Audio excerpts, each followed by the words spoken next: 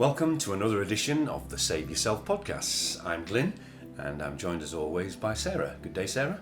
Good day, Glyn. How are you? I'm very, very good, and I'm quite excited because obviously we have a third party amongst us, don't we? We've got the lovely Damian here with us today. Welcome, Damian. Good day to you both. Lovely to have you here. Thanks for joining us. Thank you. It's a Damian, blessing. as you know, we've recently done a chat with another colleague of ours about the law, a chap called Paul, which obviously our listeners will have listened to by now. But we want as many opinions as possible on this vast and very, very interesting subject. Before we kick off, obviously, I know, Damian, that you spend a lot of time online working with your good friend Gavin from Sovereign Empowerment. But we just thought initially maybe you'd sort of give us an introduction into how you got into and why you got into becoming a specialist, for want of a better word, in this wonderful subject. A good question. Was it something that I wanted to be part of? No, absolutely not. I like to work with nature, grow food, and raise my two sons. But when the fraud that was COVID minimus impacted our shores, this beautiful island of Britain, because we are Britons, I realised that we had more to fear from government overreach than we did the spurious claim of a virus, something you can't see and something you must fear. So I realised the way to protect me and my family was to study the law. And I was guided to the law. I realised very quickly that I could process complex information and break it down to its simplest form. And intuitively now, being in service to what I believe to be my creator, a benevolent creator, not the religious, frightening, fearful, malevolent force. I'm talking about a creative force. The God of nature, the God of creation, has guided me to help others, which I do by passing on my knowledge, my experience, palpable, tangible remedies, coming away from all the horse shit, and actually giving logical, simple conclusions, breaking down the jurisprudence, which is the science and the spirit of law, because everything has a spirit attached to it, either a good or a bad force, depending on what you use that for. I'm a benevolent force and I help others, and by doing so I serve what I perceive to be my creator. Fantastic. And so you're almost drawn into this then, really, Damian. Yes. It's like a lot of people, is that our lives have changed dramatically over the last 4 years because we've seen that what's going on around us, just for want of a better word, isn't right. This is not right what is happening. And so what you're saying you were drawn into, we know that you've done an incredible amount of study and research so that you can simplify, and that's the one thing. As you know, we've tried to do the same thing with health. We want to say to people, there's so much knowledge and information out there, but we try to simplify it so that you can apply it. And I love the word that you brought up, remedy. We know that many people over the last 3 or 4 years have become quite studious, or they've joined various platforms to say, what can I do to, we've heard the word again, correct my status or change my records. But number one, I love the word that you've used, remedy, because what you're saying to people, that is the effective solution. What is the remedy to the problem that you've got? But I know also that you've ring-fenced yourself with the skill sets that you've learned over the incredible amount of study that you've done over recent years to say, I'm not into that. I'm not going to say, I don't need to use I need to denounce my birth certificate. You've actually come up with what you think is a more simplified and more effective route. Do you want to tell us a little bit about that? Well, I've to get from point A to point B, you've got to realise what point A is. And point A is the fact that whether you like it or not, and whether it's unbeknown to you, we are in a commercial system. Babylon is a commercial system. And they've fine-tuned and honed this system over thousands of years. And it goes back to the merchants. So to get to point B, to where you're at, you've got to know where you came from. It ain't where you are, it's where you're at. Now, how do we get here? So the point to this is looking back in history, the merchants, the Phoenicians created this merchant system, a commercial system. Everything is commerce. So you've got to look at how do you interact with that and be one step ahead. So it comes from the ancient Lex Mercatoria, which is the law of merchant. Now, what evolved from that was contract law. So when you're dealing with the public, okay, you're a private man or woman, when you're dealing with the public and you're interfacing with the public all the time, you use contract law. So, for example, how did I ring fence my private conveyance, which is a car, a vehicle, don't be frightened of the words. At the end of the day, a vehicle is a statutory term based on their Road Traffic Act, 88 or 98.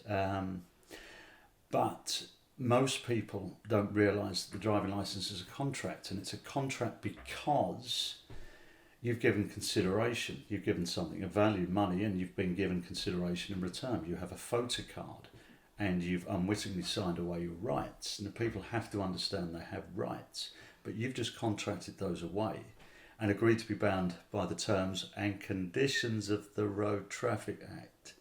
Nobody ever reads the terms and conditions. They don't, no. So, what have I done? Do I want to stand on the side of the road and argue with a bonehead with the IQ of a 9-year-old in a Freemasonic hat, the checkerboard? Do I want to do that? No. So I'm not going to argue that I'm not involved in commerce, that I'm driving a private conveyance, because these people don't understand what you're telling them. They just want to charge you with a commercial penalty, an offence, commercial penalty. And because you have a driving licence with your legal fiction on it, you've entered into a contract. So what did I do? Well, first of all, I signed that contract reserving my rights, my God-given rights, my unalienable rights. And if I ended up in a court where I never go, because I would never go to court, I could use the judge as second witness, because I would ask the clerk to go and just hand in my exhibit, which would be my photocard, and so, well, how can you charge me for a commercial penalty when I reserved my rights when I entered the contract? It's that simple. So if people have already entered the contract, can they come out of the contract and re-enter under new terms, as you described? They don't need to. What do you do then? You ring fence your conveyance, which is, you would set up, you would verbally declare to the DVLA. So what the way you would do this is exactly what I've done, and I've been driving around under this this invisible force field by placing my car into a private trust. Okay, and the trust. The first thing I did was get a PO box address. Okay, so you have to look at the trickery, the legal trickery that the corporations employ. So if you look at British Gas, if you look at any of these huge conglomerates, these corporations, when you're dealing with them with a dispute, they'll always give you a PO box address, and there's a reason. That's to limit their liability. Okay, that's it. So you have to look at what they're doing, okay, and employ the same tactics. So you set up a PO box address. You then set up a private trust linked to that PO box address. So you've now limited your liability. Okay? So now you then contact the DVLA, the Executive Driving Agency, and you tell them that you are the beneficiary of a private trust. They understand this, by the way, because if you go on gov.uk and you look up statutory trusts and private trusts, it's all there. So I would suggest to your audience... So a lot of people are using this anyway. Yes. Yeah. But they need to understand what they're doing. So you have to read up, how does the public see your private trust? So what better source than gov.uk? That is the public. And it's all there. You only have to type in private trust, gov.uk, and it will tell you under the Law of the Property Act 1925, and it will show you how they see the private trust. So then when the DVLA turn around and say, well, we can't do it, so well, you can, and you have to, because gov.uk, the Law of Property Act, this is what the public says, and you are an executive of the government, so you have to do that. That's if you get any resistance. So you enforce your rights. You enforce your rights to do this as a private man in the public. You can do that. And you quote, so you always evidence what you're saying. I always evidence what I'm saying. That's very important. So when you're dealing with the public, then have another department of the public backing and supporting what you're saying. Ring fence your words. Support your claims. Always support your claims. Okay? Yeah. So having done that, you've now expressed, you've made a verbal declaration on the phone to the public, to this public entity. They will register your vehicle under that private trust at the PO Box address. This is exactly what I did, and I've helped many people do this.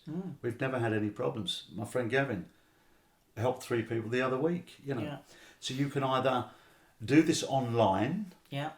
So that's an expressed, okay? That's expressed. An express trust, it's a written, you've expressed it or you've given a verbal declaration over the phone. These are legal terms, expressed or declared. If you do it verbally, does it not require that the person at the other end makes a note of it somewhere to make it They'll official? put it straight onto the system. So as long as they do that, then it's done. And Yes. it'll be Yeah. recorded phone Yeah. conversation. It'll be as well. recorded. Yeah. Yes, and you'll get your V5 back, the registered keeper. Again, stop worrying about owning things. When you leave your mortal coil, you don't take anything with you. We don't own anything here. No. Okay, but we do have property rights while we're here. So that's how you ring fence your vehicle, because think about this. If you're going through, if ULEZ, which is a big issue to people, speed cameras, any of these civil enforcement fines, who have they got? They haven't got your legal fiction, that contract name, Yeah. your birth certificate. They haven't got that. So they've got nobody to act as a surety for the charge. Okay, this is coming back to commerce, a surety for the charge. So the registered keeper is the trust.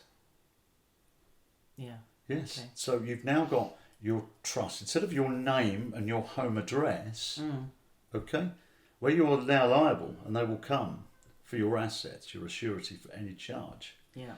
any commercial penalty, an offence. An offence and a crime are 2 different things. Yeah? So again, you've got to know where you're at and what they're doing. So you've ring-fenced your car. I don't get any problems with fines or ULEZ or anything, because they'll send to this fiction, this trust, call it We Hate Sadiq Khan Private Trust. Or stick it up your backside, Sadiq Khan, private trust, at this PO Box address. That is, your car number plate is registered to that at a PO Box address 150 miles away, either in London, Manchester, Liverpool. These PO Box addresses can be set up in any city, Leeds. Yeah. Okay? The fine then goes to that PO Box address. You've limited your liability. You then return to sender.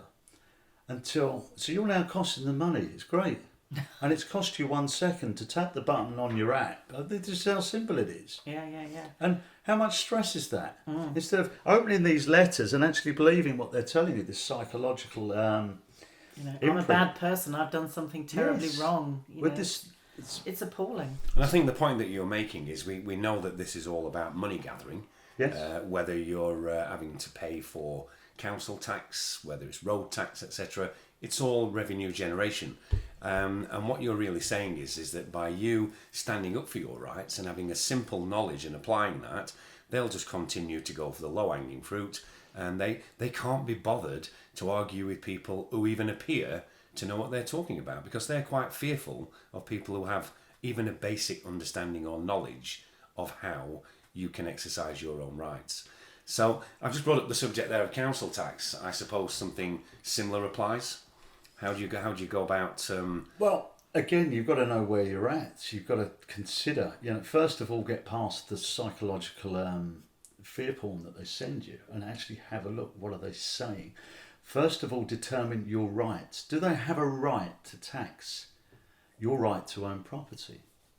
People have got to ask themselves that question. Can you tax a right? No. Can you tax a right to own property? I ask you, if you're not involved in commerce there. Well, some people, there are many people who are renting. They don't own the property. They're having to pay council tax. They're having to pay tax on it. But the only thing you can tax is commerce. So if you're not involved in duties, impost or excise there, then how can you be taxed? Yeah, that's a good question. So it doesn't matter whether you own or whether you rent. Yeah. It doesn't apply. It doesn't apply as long as you're not engaged in any commercial activity. So as long as you don't have a business licence or a business registration set up with a local authority, why are they taxing you?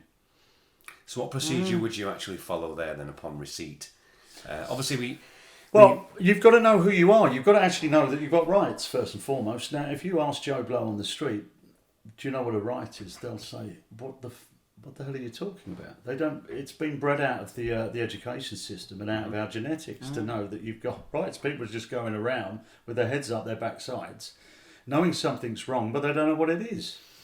Now, you've got rights, and those rights are protected in the known laws of this land. But that information was taken out of the law schools in the 70s and the education system for a reason. So you've got to know your rights. Then you've got to know, with regards to council tax, what are they moving under? What are they saying? Right, I know I've got a right to own property and you can't tax that right if I'm not engaged in commerce, because that's against the HMRC and the tax laws. So I read up on the tax laws. So I know they can't be, because I'm not a taxable entity and I'm not performing business privileges at home. So therefore, how are they doing what they're doing? Well, the Local Government Act, you take that apart and you go, okay, I'm not a resident because I'm not a legal entity performing services or business privileges in a political subdivision. You've got to know the meaning of the words. Well, it is like another language. It is. It really is. And it's like they have tied us in so many knots. Yes, they have. Yeah. So I'm here to break the spells because it's a spell. Words on a piece of paper do not control living men or women, but they control the entities. And it's whether you believe that you're that entity. So people who are saying, well, first of all, I need to remove myself off the voters' roll. That's important. I need to get my live-born record because I don't want to be called. I don't let's want my start with surname. number one. That's another question, isn't it? Let's start with number one, and that's really important because you've entered an agreement that you are one of their entities, because what they've done, the legal system has been, Satan's synthetic world has been overlaid over the natural world. So we actually live in a geographical location on this land, yes? But they've overlaid a synthetic taxing district, over your location, and cast a spell over our minds. Give to Caesar what is Caesar. They've been at this for a very long time, but it's whether you believe and whether you're. People have got to stop contracting with the public. Everything is a contract. So the minute you go on that electoral roll, you're agreeing, you're forming a legal agreement. You agree to their terms and conditions. Everything is terms and conditions. I get sent anything, any dealings I have with corporations, I go through the contract. And I cross out everything. I read the T&Cs. Everything is about terms and conditions. Yeah. I cross out anything I don't agree with. I renegotiate the contract and then I add my own T&Cs. And it's up to them whether they accept them. You're an offerer and an offeree. Offer and acceptance. It's a negotiation. Yeah. Of course it is. Yeah. But everybody wants to volunteer their services to the Crown for free. Yeah. They do. Involuntary servitude. What is that? Slavery. Yeah. I'm not a slave. And I've got the Modern Slavery Act 2015 that says that, and the formally repealed slavery abolition 1833. But you've got international slavery laws as well, plus the United Nations charters that protect your rights. So these nefarious organisations, you can just turn the mirror on Medusa.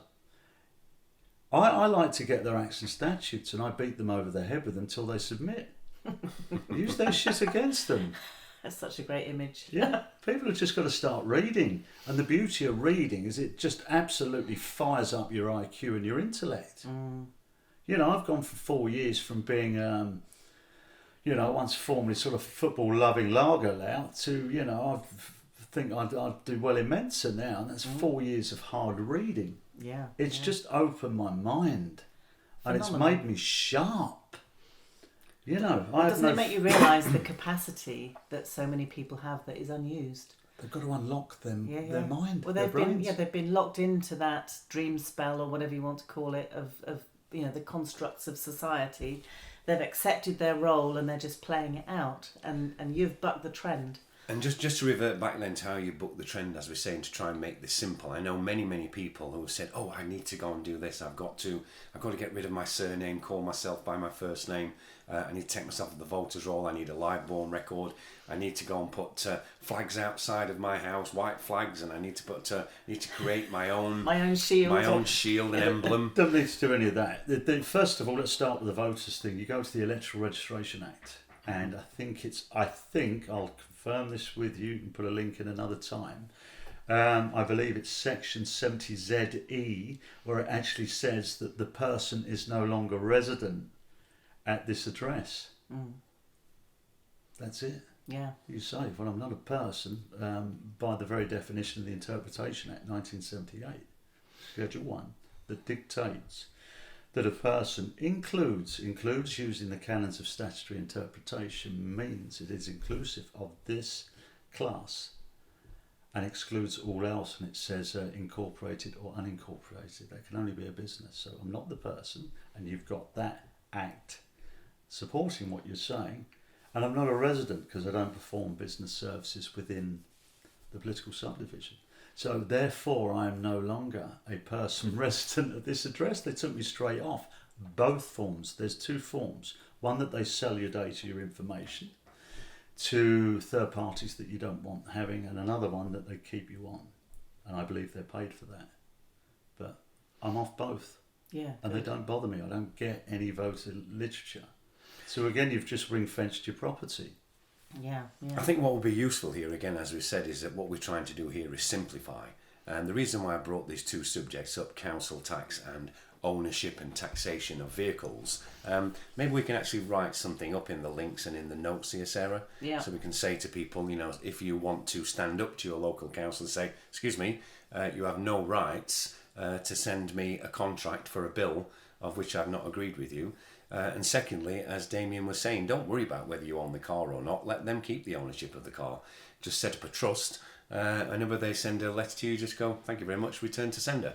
You know, don't trust at a PO box address. Yeah. Absolutely. Which you were saying earlier is like, I don't know, £5 a month. You said you're probably paying for the PO box for peace of mind. For peace of mind, and certainly for people who are driving around a lot, in and out of ULEZ zones and whatever else. That's a good. It's bargain. gold dust, isn't it? Yes. They're saving $12.50 a day or whatever they're trying to be charged. So what we're saying is we're going to play them at their own game, and that's what you do. You turn the mirror on them. Absolutely. Yeah. But I think, you know, let's be honest. The reason why we've asked Damian to come here today is because people do find this subject quite daunting. And they are rather fearful of it. It's just like, oh my God, if I don't do that, the bailiffs will come. Or if I don't do that, the police will come. So, but that's all been based on fear through, as you say, lack of knowledge. So fear is lack of knowledge. We're going to try and give people that simple knowledge. So, you know, if you want to be able to get yourself into a position where quite simply you can say, right, it's within my rights to say, excuse me, I don't need to be paying council tax. And secondly, I don't need to follow your laws and rules and statutes regarding an ownership of a vehicle. I'm actually going to put into practice simple terms and conditions of my own, which you can't touch me because you are operating in a lawful way. You're causing no harm. You're not trying to be difficult. You're not trying to be obstructive. You're saying, I understand my rights, and my rights are DVLA. You can keep ownership of my vehicle, but the registered keeper will now become a trust rather than me. And any letters that come to that trust, they'll just get pinged straight back to you anyway. So they wouldn't even want to waste their energy on that. And similar with council tax then. Well, the council tax, once you understand that the procedures that they run under, and I'm going to say it very simply, so your listeners will understand the deceit, because they know they can't charge council tax. They know it's illegal and unlawful. This is why they circumnavigate due process. Now, your right to a fair hearing, they trounce that, because what they're actually doing, when you understand what they're doing, you lose the fear, because you can see very clearly they're breaking the law. Mm-hmm. Now, what they do is, so just say you haven't paid the council tax, and just say they've now come after you. They'll send you the fearful letters. You ignore those. They'll then send you. So the first thing they do is they issue a summons. Mm-hmm. But what they're actually doing, this is where the deceit, this is where it all starts, and this is where they fall flat on their face. Honestly, when you get to the point where you see it clearly, it's laughable because they fall over themselves. They just commit crime after crime. Basically, you can just collate all the evidence, the crimes, the exhibits. That summons is now Exhibit A. The liability order they send you after that is Exhibit B. Mm-hmm. This is evidence of a crime. Now, why is that? Because they've summoned you to a private tribunal. They've hired out a room within the public court. This is what they do. Right. And I've proved this time and time again, because when you then contact the court and say, you're allowed, under disclosure rules of CPR and criminal procedure rules, you're allowed, under the disclosure rules, your case file. Mm-hmm. They haven't got a case file logged with the court because of it would be evidence of fraud. Mm-hmm. They've hired out a venue, a room within the public court venue. So you go in there thinking you're going to a hearing, and you have a right to a hearing under the Human Rights Act 1988. But they've circumnavigated that. You've actually gone into McDonald's and you're now agreeing to be bound by their terms and conditions. You're now in there as an employee being run through a private tribunal, under council rules. So you're now not under the law, and with the law you have a right to due process. That goes back to observance of due process. This is a common law statute, 1368, observance of due process. People read that. Or the rights of the subject. Your rights are enshrined in law, the known laws of this land. And it's beautiful when you read them and you see it, you think, hang on. So these people are acting fraudulently. Totally. And what you're doing is saying, I'm not contracting with you. Yeah, fraud by misrepresentation. So they bring you in and you've contracted under their terms. By just going in, you've got no right to be there. Well, you're not going to go in anyway, are you? I mean, that's another subject I want to talk about. Don't go to court. Well, so then they send you a liability order. But what they don't know, that we know, is that judicial instrument, it's an instrument, was abolished in 2003. And I've got the paperwork that states that from the HMCTS and the Ministry of Justice.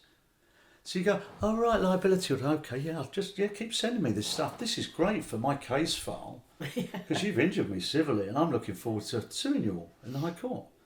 So just give them the rope and let them hang themselves. These people are so stupid.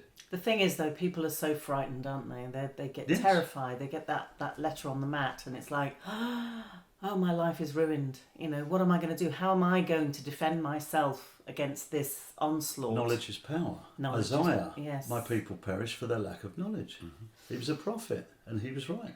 Yeah. Well, as you say there, what they're doing is fraudulent. And therefore all they're doing is providing you with evidence to prove that they're being fraudulent. It's like, obviously, should you ever decide to go to court, you would take it away from magistrates' court and take it up to... straight up. Take it out of the corporate courts and straight up to the High Court where you're going to get remedy. Yeah. And as you know, we were discussing this yesterday, weren't we, is that apart from the fact there that you can call their bluff, for want of a better word, the other thing you were saying as well is that they, like everyone else, will go for the low-hanging fruit. They'll use fear and get people to continue to fund them unnecessarily, unwittingly, But it's like the freedom of information, isn't it? We were discussing yesterday. Maybe you want to touch on that. When you actually even get to a higher court situation, is you have the rights under the freedom of information for you to request their file, because you need to study that file before any form of attendance in court or appearance in court. That's under the rules of civil procedure, disclosure. But before that, what I do, and you're quite right to bring that up, the Freedom of Information Act is amazing. You can use it for lawfare. It's my favourite thing. I absolutely hammer them. And I ask them the questions. You do a Freedom of Information request.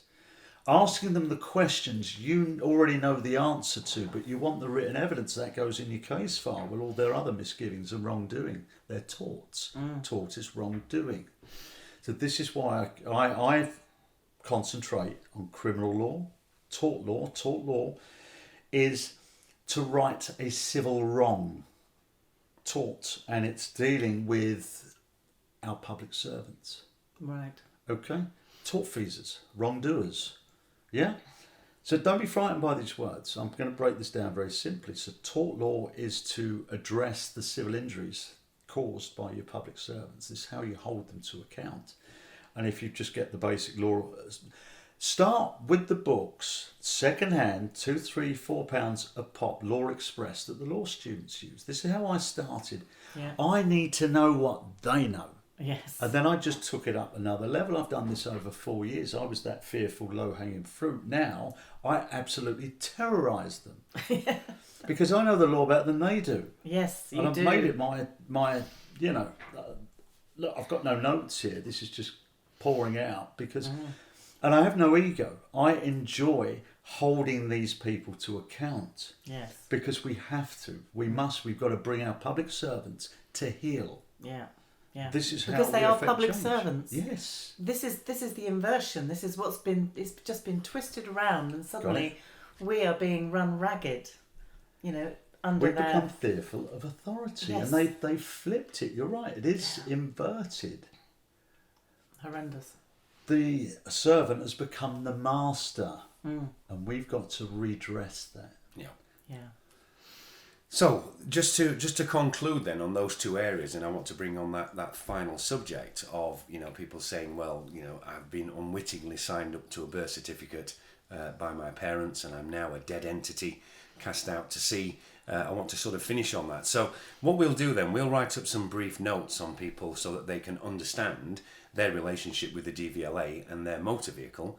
You've just said something there. I'm really sorry to interrupt, That's because okay. this is important. People are very fixated on a birth certificate. I'm going to give you another angle, Okay. and I think you'll like this. See that birth certificate as your opportunity to contract with the Crown. I'll leave that there for you all to think about. Well, as you know, we did think about it because we talked about it last You're night. right. But for our listeners' benefits then, so what I want to do is sort of really conclude those three areas. We'll write up some notes about how people should interact with the DVLA, look at creating a trust, setting up a PO box. We'll give people simple instructions on how they should reply to or interact with their local council. But finishing off on that note then, Damian, because as I was saying earlier, there are so many groups and platforms now where people are saying, you've got to correct your status, you've got to correct your records, you've got to drop your surname. You've What got is to do that? Well, exactly. What I'm saying is, we know that there are a lot of people out there thinking, I've got to join this group because you need to show me how to be called just Glyn the man. I've got to drop my surname. But what you're saying is, use this to your advantage and to benefit you. Do you want to explain that? Know thyself. So what is sovereignty? It's self-reliance. So immediately they're giving away their self-reliance to groups, aren't they? Yes. Immediately. Yeah. There you go. They're giving away all their power. Yeah. So instead of giving it to council, giving it to the public agencies, third parties, they're now giving it to somebody else. So they've got to work on themselves. Yeah, yeah. Know thyself. I've just given everybody the tools to start, to expand their mind in law. And jurisprudence will come, the spirit of the law. What is right, what is just, will guide them. It will guide them. So, contract law, tort law, criminal law. Read those books. £3, £4 a pop, second hand. The law students leave write notes in there. Yeah. It's fascinating. That's the start of your journey. That's what I've done. You'll read those and you will empower yourself. And you haven't then given your power away to a bloody group. And correcting your status. No, you've got to correct your internal workings and logic. And you do that through self-motivation, self-reliance, and read the books. Know what they know. And it will click. Correcting your status. What is that? You've got a legal fiction. Use it. That's your opportunity to contract with all these public bodies. And stop working for free. Stop volunteering your services for free. That birth certificate is your opportunity to contract. Yeah? Yeah, so you were saying that you charge them. Of course. Yeah. But they can't get past the modern slavery. Look, I help living men and women for free. I'm not going to help the Crown Corporation or agents thereof. They have to pay me just to stand and look at them.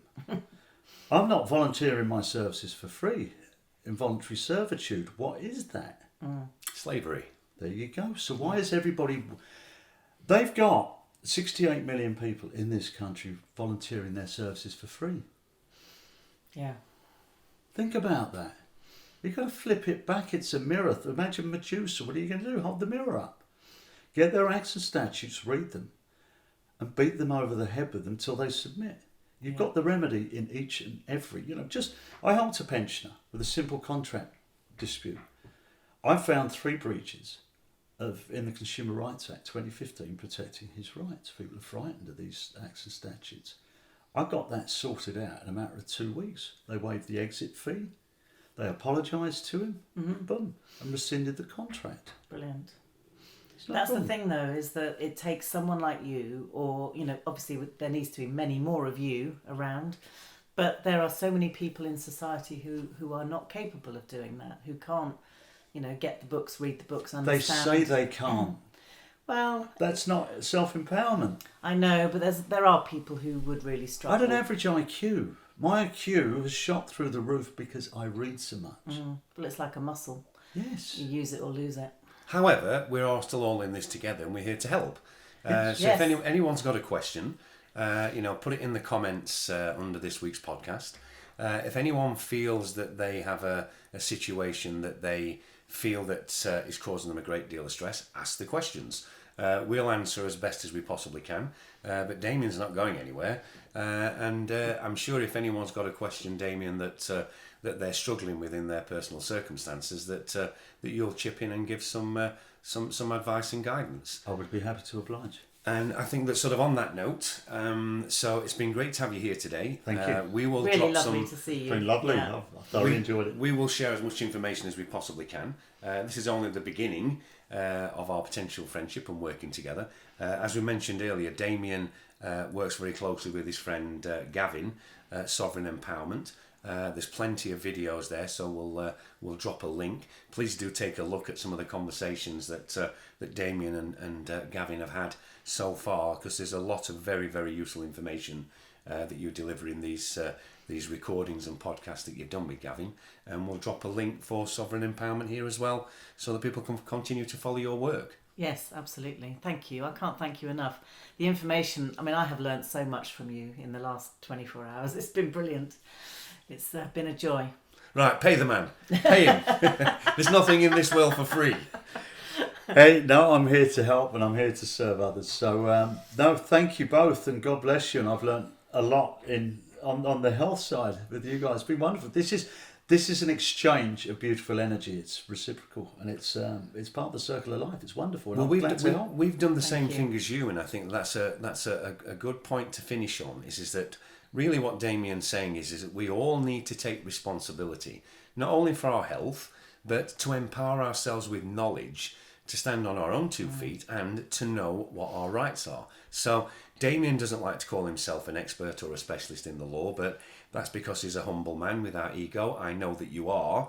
And from all the conversations we've had before this podcast, is we feel that we've got a new level of confidence now, knowing that we can employ the methods that you've employed. And I think what you're saying is, that Sarah and I, we haven't been to any universities to study health.